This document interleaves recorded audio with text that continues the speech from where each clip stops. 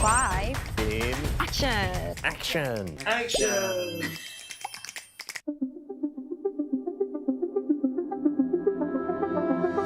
저만 바다 끝에 뭐가 있을까?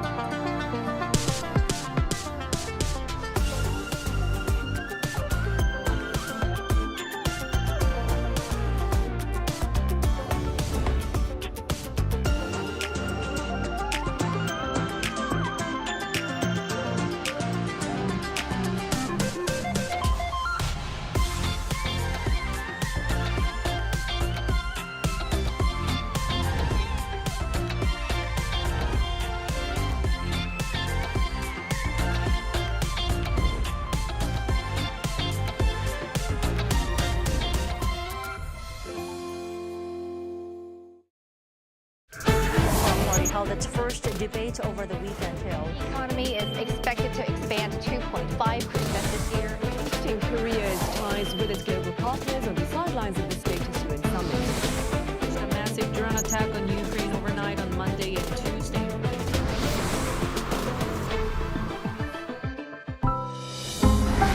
Arirang. Introducing Korean broadcast content that you won't be able to stop watching. For weary modern souls, Dr. Romantic, the quirky genius doctor of Puldam Hospital, prescribes heartwarming tales of humanity. A couple together for 7 years sees their rose-tinted glasses shatter. Can they keep their relationship alive? Discover the raw stories of youth, work, and love. Beyond what social media can show, experience the vibrant Korea through its hidden gems. Mama, the ultimate K-pop festival for global fans. Find your star in a feast of trendy music and electrifying performances. Now, the whole world enjoys it together.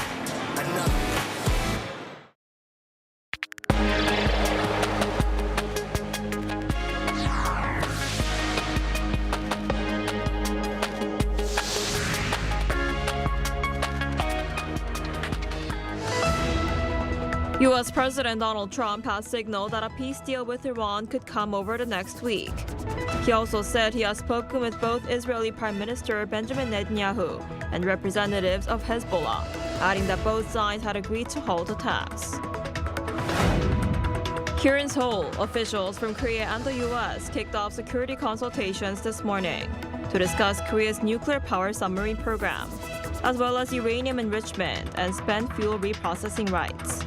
The talks aim to implement the security commitments outlined in the joint fact sheet adopted last November. NVIDIA CEO Jensen Huang cited robotics as a potential area of investment in Korea ahead of his visit to Korea later this week. Huang is set to meet with the heads of Korea's major conglomerates, including SK, LG, and Naver, to discuss AI cooperation. Hello and thanks for joining us on Arirang News. We begin today with the latest in the Middle East, where the US and Iran are sending conflicting signals over peace talks. While US President Donald Trump signaled an agreement could be reached soon, Iran said Israeli strikes on Lebanon had led to a suspension of communications with Washington. Our Park Eun-woo starts us off. U.S. President Donald Trump said there could be an agreement with Iran over the next week to extend the ceasefire and reopen the Strait of Hormuz. Speaking to ABC News on Monday, Trump said that although it's not a simple deal for both sides, an agreement could be even better than a military victory. Taking to Truth Social, Trump said negotiations with Iran were progressing at a rapid pace. Earlier the same day, Iran's semi-official Tasnim news agency reported that communications with the U.S. to end the war had been suspended in response to Israeli attacks in Lebanon. It also said Iran could fully block the Strait of Hormuz and warned that it could activate other fronts, including the Bab al-Mandab Strait at the entrance to the Red Sea, alongside Iranian allies. Tehran's foreign ministry said the U.S. bears direct responsibility for Israel's attacks in Lebanon and warned that a breach of the truce on one front would amount to a violation of the ceasefire on all fronts. One of the clear reasons for the escalation of the crimes of the Zionist regime in Lebanon in recent days can be nothing other than the undermining of any possible prospect for diplomatic processes to lead to some form of improvement in the situation. And this responsibility again lies with the United States. These U.S. actions are not merely violations of the ceasefire. Bagai also stressed that the Lebanon ceasefire remains a fundamental condition for any negotiations aimed at ending the conflict. In a separate social media post, Trump said he had helped mediate efforts to halt hostilities between Israel and the Iran-backed Hezbollah group in Lebanon through calls with both sides. He said no troops would be sent to Beirut and that any forces already en route had been turned back. Israeli Prime Minister Benjamin Netanyahu agreed to cease attacks, but warned that Israel would resume strikes if Hezbollah continued its operations. The Lebanese embassy in Washington also said Hezbollah had accepted a U.S. plan for a mutual cessation of attacks. While tensions remain despite the temporary ceasefire, Israel and Lebanon are scheduled to hold a fourth round of peace talks in Washington through Wednesday under U.S. mediation. Park Gon-woo, Arirang News. President Lee Jae-myung has vowed to bring substantive changes to improve people's livelihoods. Speaking at a cabinet meeting ahead of the first anniversary of his inauguration, he said he would make changes for his second year based on what's been achieved so far. He promised to ensure that the benefits of increased exports can spill over into smaller firms and into helping the vulnerable while bolstering infrastructure for AI, energy transition, and balanced regional growth.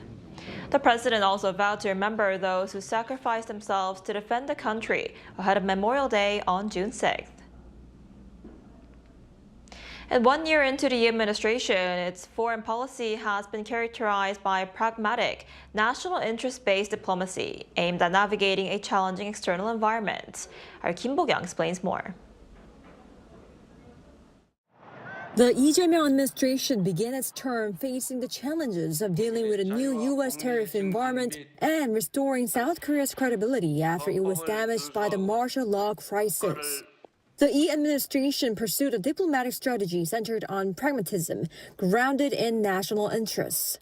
Since taking office in June, President Lee has devoted considerable effort to summit diplomacy, actively participating in major multilateral events.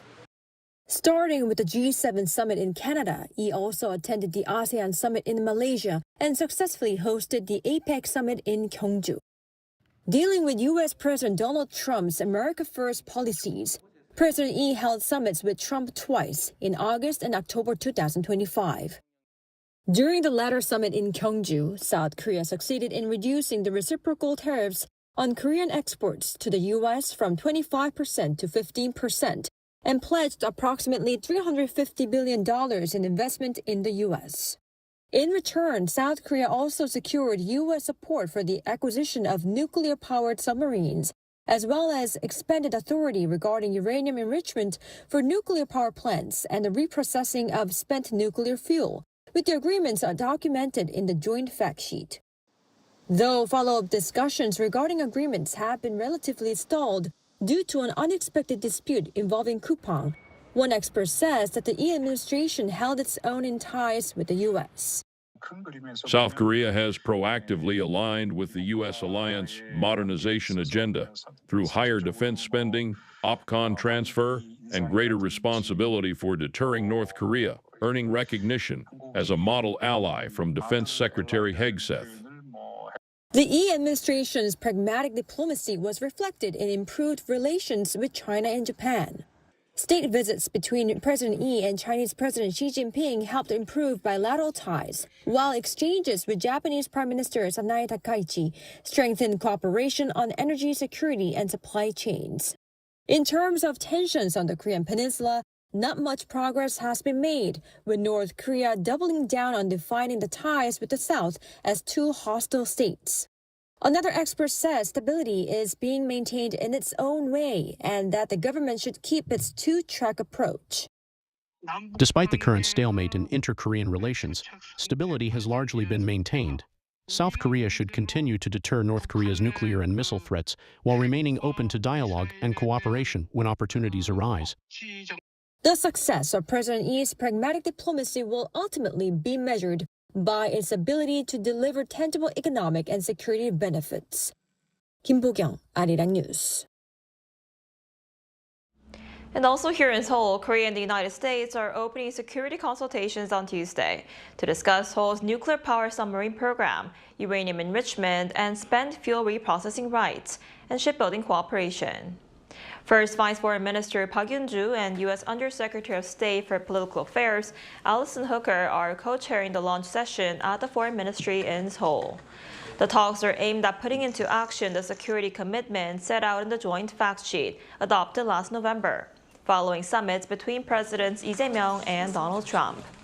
Detailed talks will be led by the two countries' national security offices, with officials also taking part from foreign affairs, defense, energy, science, industry, and nuclear safety agencies.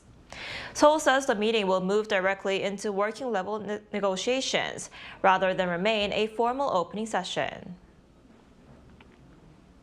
And Korean and African nations agreed Monday to strengthen economic and strategic cooperation with a focus on supply chains, critical minerals, and infrastructure development.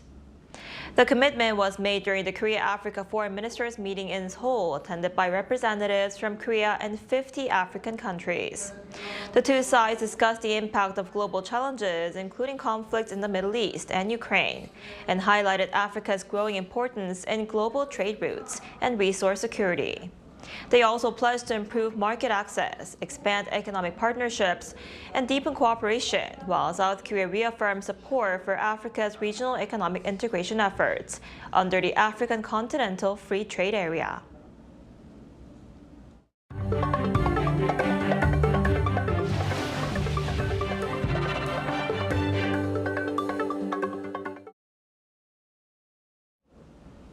NVIDIA CEO Jensen Huang is set to visit Korea this week, where he is expected to meet with the heads of major conglomerates to discuss cooperation in artificial intelligence and robotics. Ahead of the trip, Huang highlighted robotics as a promising investment area and expressed openness to bringing NVIDIA's flagship GTC AI conference to Korea. Our Lee Seung-jae has more. NVIDIA CEO Jensen Huang has identified robotics as a promising area for future investment in South Korea ahead of his visit to Seoul later this week. I think that robotics is very important to Korea, and I hope to be able to contribute to robotics in Korea. Speaking to South Korean reporters in Taipei on Monday, Huang noted that South Korea faces a shrinking workforce despite its strong creativity and innovative capabilities, adding that artificial intelligence and robotics could help the country unlock its full potential. Huang also said he would be willing to bring NVIDIA's flagship AI conference, GTC, to Korea if there is sufficient interest. The event is one of the world's largest gatherings focused on artificial intelligence and emerging technologies. Huang is expected to arrive in Seoul Thursday night and begin a series of meetings Friday with leaders of some of South Korea's largest companies. Industry sources say those expected to participate include SK Group Chairman Choi Tae-won, LG Group Chairman Koo Gang-mo, Naver founder and board chair Lee Hae-jin, and potentially Hyundai Motor Group Executive Chair Jung Hee-sun. The meetings are being closely watched as a possible catalyst for expanded cooperation in artificial intelligence, robotics, and advanced technology development. South Korea is home to several key NVIDIA partners, including memory chip maker SK Hynix, a major supplier of high-bandwidth memory used in AI chips. While Huang declined to confirm who he would meet, he joked that the most important part of his visit would be enjoying Korean food, especially fried chicken and samgyeopsal. His comment has fueled speculation about the potential for another informal gathering similar to last year's widely discussed Ganbu meeting in Seoul's Samsung-dong district, where Huang and the heads of Samsung Electronics and Hyundai Motor met over fried chicken. The casual get-together drew significant attention for bringing together some of the technology industry's most influential figures outside a formal business setting. This time there is growing speculation over whether the visit could include a so-called samgyeopsal meeting, an informal gathering centered around grilled pork belly, soju, and beer. Observers say a similar meeting during this visit could provide insight into the future direction of AI and robotics partnerships between NVIDIA and Korea's leading technology companies. 이승재, Arirang News. Korea's consumer prices for May rose 3.1% year-on-year, marking the steepest increase since March 2024. According to the Ministry of Finance and Economy on Tuesday, the figure returns to the 3% range for the first time in 2 years. Driving the surge was petroleum products, which spiked 24.2%, the highest in nearly 4 years due to the Middle East conflict. Gasoline and diesel prices jumped 23.1% and 33.3% respectively. Inflationary pressures spilled over into the service sector, pushing international airfares up more than 33%, the highest increase since 1995. The Finance Ministry noted that government interventions, including fuel tax cuts and price caps, suppressed the headline inflation by 0.6 percentage points. Without these measures, May's inflation would have reached 3.7%. South Korea's cultural heritage sites are attracting record numbers of visitors. According to the Korea Heritage Service, on Monday, nearly 18 million people visited the nation's royal palaces and Joseon Dynasty royal tombs last year, up nearly 13% from a year earlier, and the highest figure on record. Foreign visitors accounted for more than 4.2 million, an increase of over 1 million from the previous year. The upward trend has continued this year, with more than 5.4 million visits recorded through April. Officials said the BTS Gwanghwamun concert helped boost visits at nearby heritage sites. For patients with cardiovascular disease, the ability to quickly and safely seal a puncture site can be crucial. Korean researchers have developed a device that uses body temperature to expand and seal holes in damaged blood vessels. Our Tae-Yeon reports.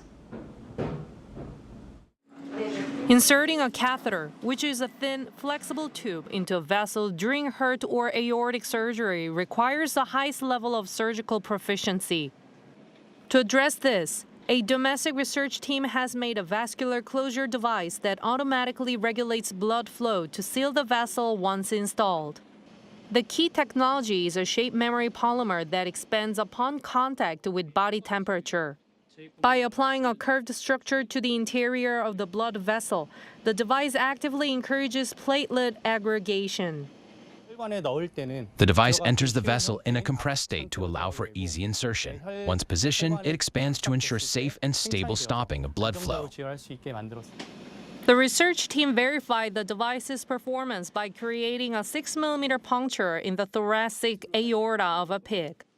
They noted that the device does more than just stop bleeding. It does not interfere with the natural healing process of the blood vessel. The device maintains its integrity across environments without causing changes. It is proven safe regarding risks like blood clots or inflammation. The team expects this technology to provide a new alternative that significantly enhances the safety of complex cardiovascular surgeries. Tae-Yeon, Arirang News.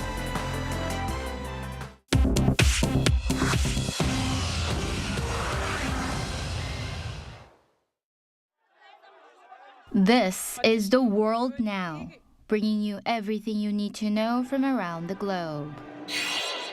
In Kenya, hundreds of people protested in the town of Nanyuki on Monday against the U.S. plan to set up a 50-bed Ebola quarantine facility at a military base there.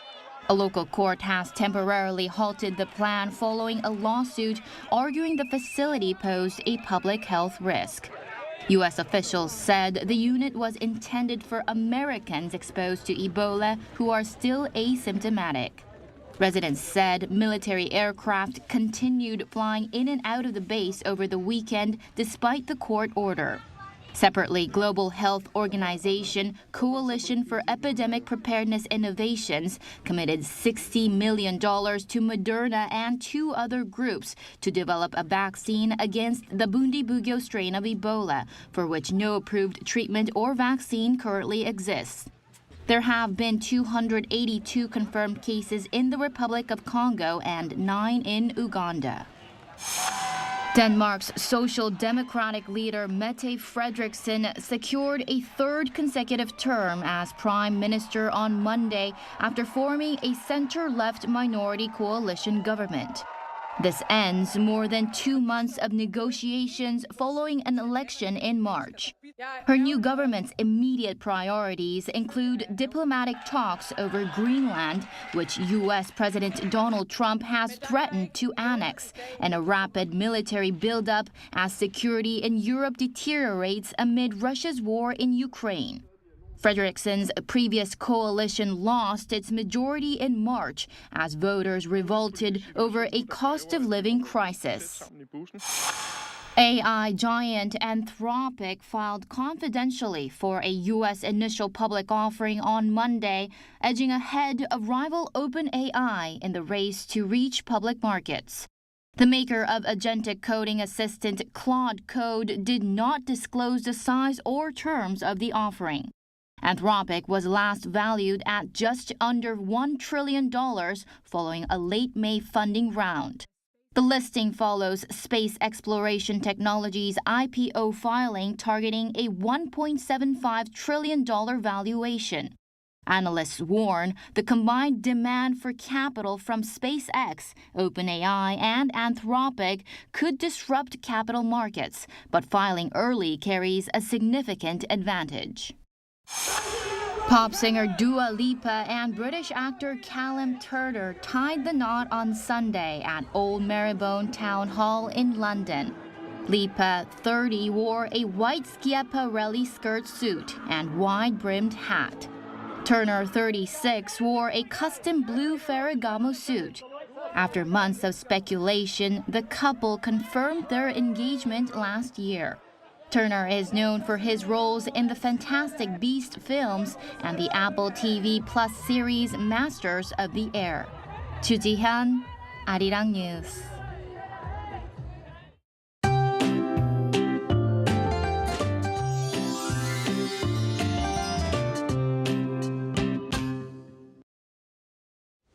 Typhoon Jangmi is tracking toward southern Japan, and it's been pushing huge amounts of heat and downpours to the southern parts of Korea. The season's first typhoon warning has been issued for offshore waters in the South Sea, while high seas alerts remain in place around Jeju-do Island in southern waters.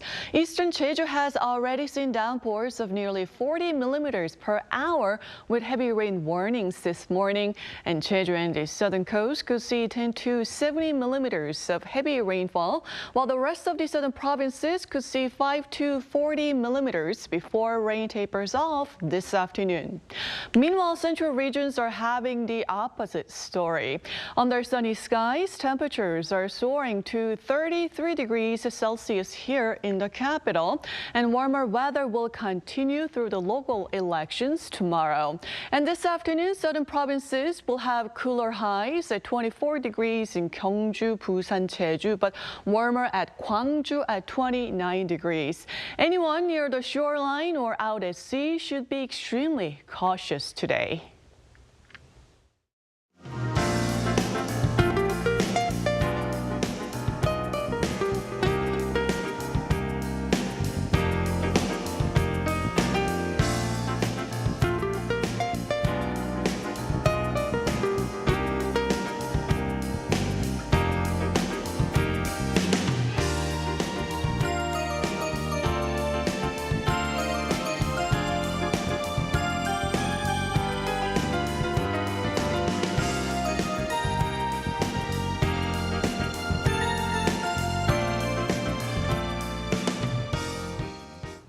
That's all we have for today's noon edition of Arirang News. Thank you for watching. We'll be back at 5 p.m. Korea time. Stay tuned.